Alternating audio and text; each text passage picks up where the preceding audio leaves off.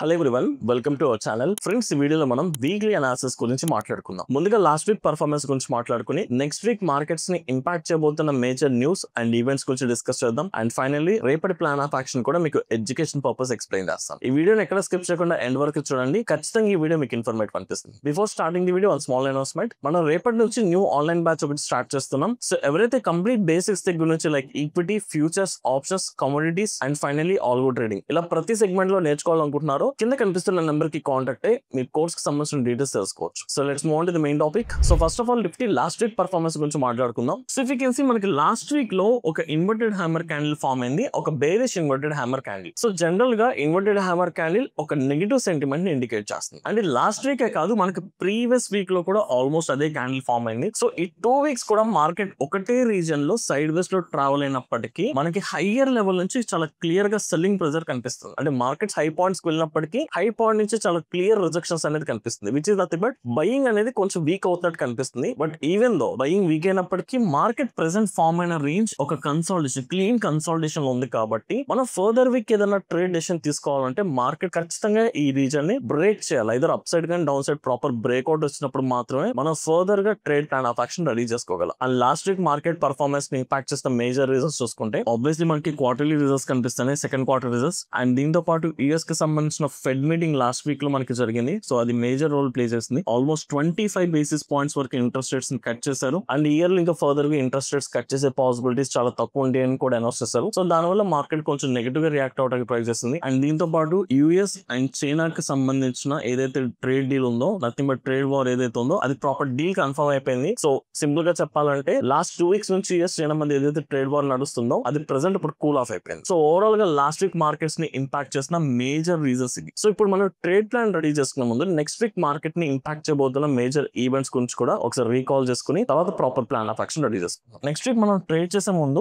Market ని impact చేసే reasons లో first priority obviously second quarter results కి ఇస్తాం. సో ఈ వీక్ లో కూడా మన నిఫ్టీ 50 లో మేజర్ స్టాక్స్ చాలా వరకు రిజల్ట్స్ డిక్లేర్ చేయబోతున్నాయి. Bharti Airtel, State Bank of India, power grid ఇలా కొన్ని స్టాక్స్ వాటి క్వార్టర్లీ రిజల్ట్స్ డిక్లేర్ చేయబోతున్నాయి. సో జనరల్ గా కొన్ని ఫెమిలియర్ కంపెనీ స్టాక్ రిజల్ట్స్ వచ్చినప్పుడు వాటి ఇంపాక్ట్ ఖచ్చితంగా ఓవరాల్ మార్కెట్ మీద చూపిస్తుంది. కాబట్టి సో మన క్వార్టర్లీ రిజల్ట్స్ కూడా ఫస్ట్ ప్రయారిటీ ఇచ్చుకోవాలి. స్టాక్ స్పెసిఫిక్ యాక్షన్ ఎక్కువగా జరిగే ఛాన్సెస్ ఉంటాయి. అండ్ దీంతో పాటు మనం ఫోకస్ చేయాల్సిన second point PMI data. And ఈ PMI data not only for India, so both India and US కి సంబంధించిన డేటా రాబోతుందండి. సో ఇది కూడా చాలా ఇంపార్టెంట్. అండ్ ఇండియాకి సంబంధించిన డేటా మాట్లాడుకుంటే ప్రీవియస్ మంత్ లో పిఎంఐ డేటా కొంచెం స్లైట్ గా డిక్రీజ్ అయింది. అండ్ ఇండియా పిఎంఐ డేటా గురించి మాట్లాడుకుంటే లాస్ట్ ప్రీవియస్ మంత్ కంపేర్ చేసుకుంటే ఇప్పుడు రాబోతున్న డేటా స్లైట్ కొంచెం తగ్గే ఛాన్సెస్ ఉంది. అది పెద్ద నెగిటివ్ ఏం కాదు. కాకపోతే యూఎస్ కి సంబంధించిన PMI data almost on an average 50 ఈ లెవెల్ లో కనిపిస్తుందండి. సో 50 అనేది కొంచెం సీరియస్ ఇష్యూ. జనరల్ గా పిఎంఐ వాల్యూ బట్టి ఎకనామిక్ స్ట్రెంత్ ని ఎవాల్యుయేట్ చేయొచ్చు. So if in case PMI data కనుక with in the range of 50 ఉందంటే ఇది న్యూట్రల్. అంటే 50 కంటే ఎక్కువ ఉంటాయి, 51, 52 లైక్ 50 అబౌవ్ పిఎంఐ డేటా కనుక డిక్లేర్ చేస్తే ఆ ఎకనామీ ఎక్స్పాన్షన్ ఫేజ్ లో ఉందని మీనింగ్. సింపుల్ గా చెప్పండి కొంచెం హెల్దీగా ఉంది. అదే 50 కంటే తక్కువ ఉంటే, లెస్ దాన్ 50 ఉంటే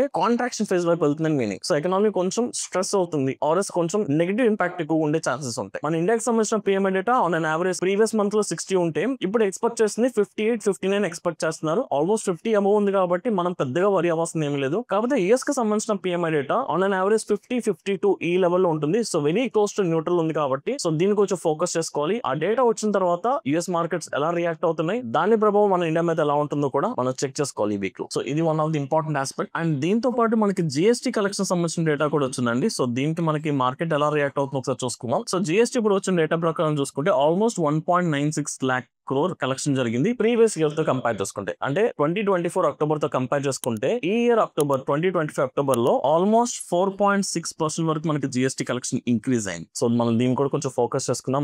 మార్కెట్స్ దీనికి ఎలా రియాక్ట్ అవుతుందో చూద్దాం. అండ్ ఈవెన్ ఆటో సెక్టర్ సంబంధించిన ఆటో సేల్స్ చూసుకుంటే ఆటో సేల్స్ కూడా ఇంప్రూవ్ అవుతున్నాయి. సో ఈ వీక్ లో ఆటో పర్ఫార్మెన్స్ ఎలా ఉంటుందో కూడా మనం ట్రాక్ చేయాలి. సో ఓవరాల్ గా చూసుకుంటే మేజర్ గా ఈ 2 డేటా పాయింట్స్ ఈ 2 ఈవెంట్స్ కి మనం హై ప్రయారిటీ ఇచ్చుకుని సో వీటి ఇంపాక్ట్ మార్కెట్స్ మీద ఎలా ఉంటుందో మనం డే బై డే చెక్ చేసుకుని దాని తగ్గట్టుగానే ప్లాన్ చేసుకోవాలి, రైట్? సో ఇప్పుడు మనం నిఫ్టీకి సంబంధించిన ప్లాన్ ఆఫ్ యాక్షన్ రెడీ చేసుకుందామండి. 1 అవర్ టైం ఫ్రేమ్ వెళ్ళిపోదాం. So Nifty plan of action అంత పెద్దగా ఏమీ లేదండి. So quite common. మనం లాస్ట్ వీక్ మొత్తం ఇదే మాట్లాడుకున్నాం బికాస్ మార్కెట్స్ లాస్ట్ 2 వీక్స్ నుంచి ఒకటే రీజన్ లో సైడ్ వేస్ లోకి వెళ్ళిపోయింది. సో ఒకసారి ఫస్ట్ ఇంపార్టెంట్ లెవెల్స్ మెన్షన్ చేసుకుంటే ఇక్కడ 25,700 దగ్గర నుంచి 800 వరకు ఎక్స్టెండెడ్ సపోర్ట్. సో ఇక్కడ ఎక్స్టెండెడ్ సపోర్ట్ అంటే 25,800 టచ్ అయితేనే సపోర్ట్, 25,700 టచ్ అయితేనే సపోర్ట్ కాదు. ఈ 100 పాయింట్స్ రీజన్ లో మార్కెట్ మార్కెట్ ఎక్కడి నుంచైనా సపోర్ట్ తీసుకుని బౌన్స్ బ్యాక్ అవ్వచ్చు. అట్ ది సేమ్ టైం 25,800 ఒక్కటే బ్రేక్ చేస్తే మార్కెట్ ఫాలో వచ్చేస్తాను కాదు, మీకు 25,700 కూడా పర్ఫెక్ట్ గా బ్రేక్అవుట్ జరిగితేనే మనం ఫర్దర్ డౌన్ సైడ్ ట్రేడ్ తీసుకుంటాం. అంటే లాంగ్ సైడ్ వెళ్ళాలన్నా షార్ట్ సైడ్ కి వెళ్ళాలనుకున్నా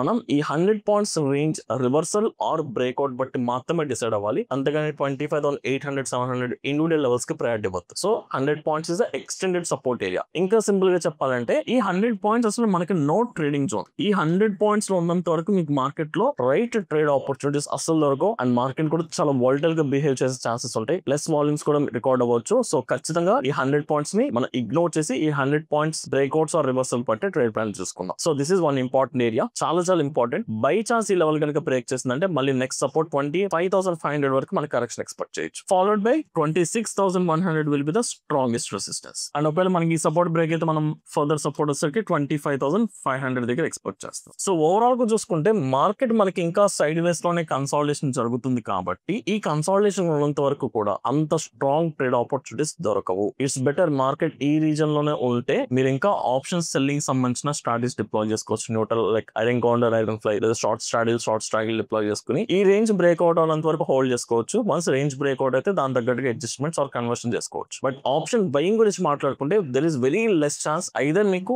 ఈ లెవెల్ దగ్గర ఏదైనా ఆపర్చునిటీ లేదా ఈ లెవెల్ దగ్గర ఏదైనా ఆపర్చునిటీ దొరకవచ్చు. ఎంటైర్ పీక్ మొత్తం కనుక చూసుకుంటే ఈ 2 లెవెల్స్ తప్ప మనకి ఎక్కడ ట్రేడ్ ఆపర్చునిటీ దొరకదు. మధ్యలో ఎక్కడున్నా సరే ఆప్షన్ బయింగ్ కంప్లీట్ ఇగ్నోర్ చేస్తాయి, రైట్? సో బట్ ఇప్పుడు ఓపెనింగ్ గురించి మాట్లాడుకుంటే ఇప్పుడున్న డేటా బట్టి there is very high chance that market slight gap down opening జరగవచ్చు. ఎందుకంటే మీకు వచ్చిన ఫాల్ లో ఫ్రైడే మనకి కొంచెం బిగ్ ఫాల్ వచ్చింది అండ్ ఫ్రైడే మార్కెట్ ఫాల్ అవుతున్నప్పుడు వాల్యూమ్స్ కూడా పెరుగుతున్నాయి, సెల్లింగ్ వాల్యూమ్స్ కూడా ఇంక్రీజ్ అవుతున్నాయి. కాబట్టి there is very high chance that market ఒక ఓపెన్ అయితే ఫ్లాట్ నుంచి స్లైడ్ ఒక 50 to 60 points slight gap down జరిగే ఛాన్సెస్ ఉన్నాయి. సో ఇఫ్ ఇన్ కేస్ అదే కనుక జరిగితే ఈ గ్యాప్ డౌన్ ఇమీడియట్ గా చేస్ చేయొద్దండి. సో ఖచ్చితంగా ఆ గ్యాప్ ఫిల్ చేసి మళ్ళీ మనం జోన్ మెన్షన్ చేస్తున్నాం కదా 25,700 నుంచి 800 వరకు. ఈ జోన్ లోంచి ఎక్కడి నుంచి మనకి క్లియర్ రివర్సల్ వచ్చినా అప్పుడు మనం షార్ట్ చేసుకోవడానికి ట్రై చేద్దాం. అప్పటి వరకు కూడా వెయిట్ చేస్తే బెటర్. ఒకవేళ మార్కెట్ రేపు మార్నింగ్ సెషన్ ఏదైనా సెంటిమెంట్ రివర్స్ అయిపోయి స్లైట్ గ్యాప్ అప్ కనుక జరిగితే సేమ్ సీన్ గ్యాప్ అప్ కూడా మనం చేసేది. ఆ గ్యాప్ ఫిల్ చేసిన తర్వాత మాత్రమే మళ్ళీ బౌన్స్ బ్యాక్ అవుతున్నప్పుడు అక్కడ లాంగ్ పొజిషన్ తీసుకోవడానికి ట్రై చేద్దాం. సో సింపుల్ గా చెప్పాలంటే మార్కెట్ ఫ్లాట్ ఓపెనింగ్ జరిగి పర్ఫెక్ట్ బ్రేక్అవుట్ ఇస్తే మనం డైరెక్ట్ గా వెళ్ళిపోవచ్చు, లేదా ఫ్లాట్ ఓపెనింగ్ జరిగి ఇమీడియట్ రివర్సల్ వెళ్ళిన ట్రేడ్ ఎగ్జిక్యూట్ చేయొచ్చు లాంగ్ సైడ్. కానీ gap up or gap down జరిగితే ఖచ్చితంగా మార్కెట్ లో మీరు ఇమీడియట్ గా చేస్ చేయొద్దు. The simple policy wait and trade. Because last 2 weeks నుంచి కన్సాలిడేషన్ ఉంది కాబట్టి ఆ బ్రేక్అవుట్ ప్రాసెస్ లో మేబీ ఈ ఇంపార్టెంట్ లెవెల్స్ దగ్గర మిమ్మల్ని ట్రాప్ చేయడానికి ఒక ఫేక్ బ్రేక్అవుట్స్ కూడా క్రియేట్ చేసే ఛాన్స్ ఎక్కువ ఉంది. ఇలాంటి టైం పీరియడ్ లోనే ఎక్కువ ట్రాప్స్ ఉంటాయి. అందుకని ఇమీడియట్ బ్రేక్అవుట్ చూసి కానీ లేదా immediate gap up or gap down చూసి మీరు ఇమీడియట్ గా పొజిషన్స్ తీసుకోవడం కంటే వెయిట్ చేసి మార్కెట్ స్టెబిలైజ్ అయ్యి ఒక ట్రెండ్ కన్ఫర్మేషన్ వచ్చిన తర్వాత అప్పుడు ట్రేడ్ తీసుకుంటే బెటర్. సో అప్పటి వరకు వెయిట్ చేయండి. So as simple as that అండి. లెవెల్ బేస్డ్ ట్రేడింగ్ చేసుకోవడానికి ట్రై చేద్దాం. ఫస్ట్ 50 minutes ఇగ్నోర్ చేసి so based on momentum, based on sentiment మనం ప్లాన్ చేసుకుందాం. So same plan of action Sensex and bank Nifty. So Sensex and bank Nifty కూడా major supports దగ్గర establish అయి ఉన్నాయి. సో సెన్సెక్స్ లో మనకు ఇప్పుడు ఉన్న support 84,000 level strongest support. So ఇది కూడా సేమ్ నిఫ్టీ లాగే. సో మనం ఇక్కడ ఒక సో లెవెల్ బేస్ పరంగా చూసుకుంటే ఈ ఏరియా దగ్గర మనం ప్లాన్ చేసుకుంటాం. ఒకవేళ ఇది బ్రేక్ చేస్తుంటే ఫర్దర్ గా 83,200 దగ్గర మళ్ళీ మనకి సపోర్ట్. అండ్ ఒకవేళ మార్కెట్స్ ఇంక్రీజ్ అయితే 85,000 దగ్గర we have strongest resistance. So only level base trading చేసుకోండి. నిఫ్టీ లాగే సేమ్ ట్రేడ్ సెటప్, కాకపోతే ఈ లెవెల్స్ దగ్గర ఫోకస్ చేసుకుందాం. అండ్ బ్యాంక్ నిఫ్టీ అండ్ మనకి మంత్ స్టార్టింగ్ లో ఉన్నాం కాబట్టి కాంట్రాక్ట్స్ బేస్ లో so bank Nifty maybe volumes కానీ లిక్విడిటీ కొంచెం తక్కువ ఉండొచ్చు. Instead you can focus on Nifty and Sensex. So bank Nifty చూసుకుంటే ఈవెన్ దో మనకి ఫ్రైడే 58,000 సైకలాజికల్ సపోర్ట్ బ్రేక్ చేసినప్పటికీ మీకు ఇంకా మేజర్ స్వింగ్ లో ఇక్కడ ఉందండి. Somewhere close to 57,500. So further గా మనం డౌన్ సైడ్ కి వెళ్ళాలనుకుంటే ఈ లెవెల్ బ్రేక్అవుట్ బట్టి ప్లాన్ చేసుకుందాం, లేదా మార్కెట్ మళ్ళీ కొంచెం రీటెస్ట్ చేసి ఇక్కడ నుంచి రివర్స్ వచ్చిన ట్రేడ్ తీసుకోవచ్చు, లేదంటే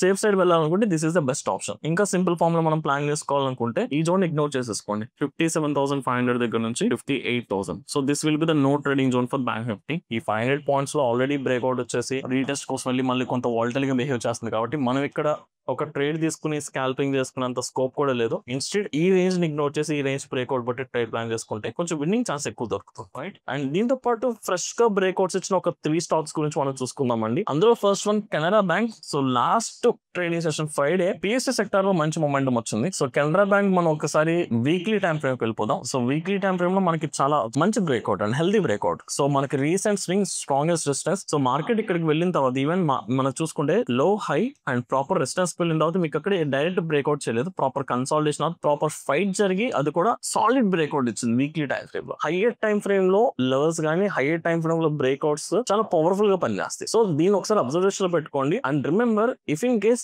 ఈ వీక్ లో నిఫ్టీ కనుక సపోర్ట్ బ్రేక్ చేసి కరెక్షన్ వచ్చేస్తే అప్పుడే స్వింగ్ ట్రేడింగ్ ఇన్వెస్ట్ చేయాలి కొంచెం ఆలోచించుకోండి. ఎందుకంటే మార్కెట్స్ ఫాలో అవుతున్నప్పుడు ఈవెన్ ఇది బ్రేక్అవుట్ చేసినప్పటికీ ఇది ఖచ్చితంగా పైకి వెళ్ళిపోతుందని బ్లైండ్ గా బిలీవ్ చేయొద్దు. మార్కెట్ సెంటిమెంట్ సపోర్ట్ చేస్తున్నప్పుడు రిమైనింగ్ స్టాక్స్ తో కంపేర్ చేసుకుంటే ఇలా ఫ్రెష్ బ్రేక్అవుట్ స్టాక్స్ కి కొంచెం హై విన్నింగ్ ఛాన్స్ ఎక్కువ ఉంటుంది, ఎక్కువ మూమెంటం ఉంటుంది. మీరు ఏ స్టాక్ బ్రేక్అవుట్ వచ్చినా మార్కెట్ సెంటిమెంట్ చాలా చాలా ఇంపార్టెంట్. సో ఇది ఒక స్టాక్ ని అబ్జర్వ్ చేసుకుందాం స్వింగ్ ట్రేడింగ్ కి. అండ్ సెకండ్ స్టాక్ వచ్చేసరికి ఐడిఎఫ్సి బ్యాంక్. సేమ్ ఇది కూడా అంతే అండి. సో కాకపోతే ఇది కొంచెం బాటమ్ లో ఉంది. సో మనకి long correction like lower highs and lower low strong down trend వచ్చి మార్కెట్ మళ్ళీ ట్రెండ్ షిఫ్ట్ అయింది క్లియర్ గా. Higher highs and higher low structure form అవుతున్న ప్రాసెస్ లో అంటే మీకు ఇక్కడ ట్రెండ్ కన్ఫర్మేషన్ వచ్చేసింది అప్ ట్రెండ్ అని. ఈ ప్రాసెస్ లో మీకు ఇక్కడ మేజర్ రెసిస్టెన్స్ రీసెంట్ స్వింగ్స్ కూడా ప్రాపర్ బ్రేక్ చేస్తుంది, ప్రాపర్ ఛానల్ మనకి బ్రేక్ చేస్తుంది. సో లాస్ట్ 2 వీక్స్ కూడా మంచి మొమెంటం ఉంది కాబట్టి అది కూడా కొంచెం బాటమ్ నుంచి బౌన్స్ బ్యాక్ అవుతుంది కాబట్టి రిస్క్ రివార్డ్ మెయింటైన్ చేయడానికి బెస్ట్ లొకేషన్ ఇది. సో దట్స్ వై ఈ స్టాక్ ను కూడా మనం అబ్జర్వ్ చేసుకుందాం. And third stock Hindustan petroleum. So Hindustan petroleum కూడా you can check in weekly time frame. మనకి recent swings or recent resistance clear గా బ్రేక్ చేస్తుంది. సో ఇప్పుడు మనం మాట్లాడుకున్న 3 stocks Canara bank, IDFC first bank and Hindustan petroleum ఇవి ఫ్రెష్ బ్రేక్అవుట్స్ వచ్చినాయి, అది కూడా హైయర్ టైం ఫ్రేమ్ లో వచ్చినాయి కాబట్టి సో స్వింగ్ ట్రేడింగ్ కి నేను ఈ 3 స్టాక్స్ కి ఫస్ట్ ప్రయారిటీ ఇచ్చుకుంటున్నాను. బట్ మళ్ళీ చెప్తున్నాను,